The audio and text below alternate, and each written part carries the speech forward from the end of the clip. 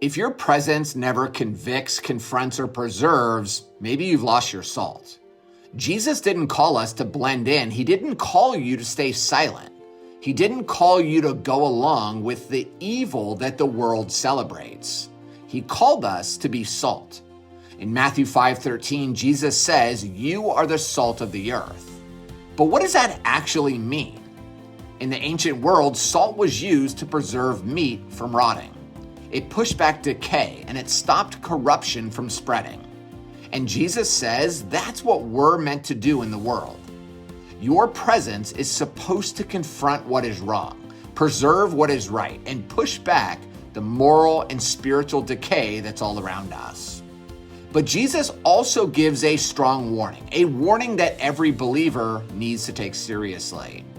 But if the salt loses its saltiness, it is no longer good for anything, except to be thrown out and trampled underfoot. Matthew 5:13. Think about that. Salt that won't preserve, salt that won't protect, salt that won't stand firm is as useless as dirt on the ground. And the truth is, many Christians have lost their saltiness. They avoid the truth because they might offend. They avoid confrontation because it's uncomfortable. They avoid standing for what is right because cancel culture says that it's wrong. But salt doesn't apologize for being salt. Salt doesn't negotiate with decay. Salt doesn't quietly disappear. Salt changes everything that it touches. It preserves, it protects, and it confronts corruption. It slows the spread of darkness.